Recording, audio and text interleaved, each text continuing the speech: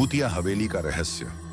विक्रम और उसके दोस्त एक छोटे से गांव में रहते थे। गांव के किनारे पर एक पुरानी और खंडहर हो चुकी हवेली थी, जिसे लोग भूतिया हवेली कहते थे। गांव में कई सालों से ये अफवाह थी कि उस हवेली में एक आत्मा का साया है। रात के अंधेरे में हवेली से अजीब अजीब आवाजें आती और कोई भी वहां जाने की हिम्मत नहीं करता था। विक्रम और उसके दोस्तों को भूतों पर यकीन नहीं था। एक दिन उन्होंने तय किया कि वे रात को हवेली जाकर देखेंगे कि वहां क्या हो रहा है।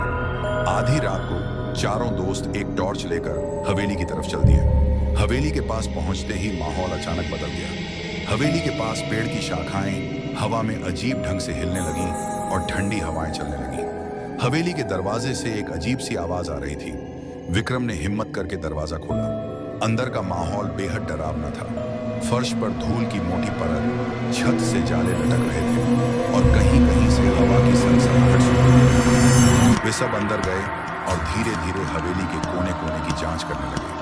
तभी अचानक उनके सामने एक परछाई दिखाई दी। वह परछाई धीरे धीरे उनके करीब आने लगी। सबके दिलों की धड़कन तेज हो गई। तभी एक जोरदार चीख सुनाई दी। चारों दोस्त चिल्लाते हुए हवेली से बाहर भागे। भागते भागते वे गांव के एक बुजुर्ग से टकराए। बुजुर्ग ने उनकी हालत देखकर पूछा, क्या हुआ? हवेली में क्या देखा?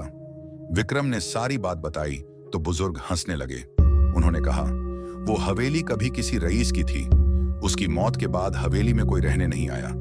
हवेली खंडहर हो गई, लेकिन भूत प्रेत की बातें सिर्फ लोगों के मन की उपज हैं। वहां कुछ नहीं है। हालांकि विक्रम और उसके दोस्तों ने बुजुर्ग की बात मान ली, लेकिन फिर भी वे कभी दोबारा उस हवेली के पास नहीं गए। हवेली में क्या था, ये रहस्य हमेशा के लिए रह गया।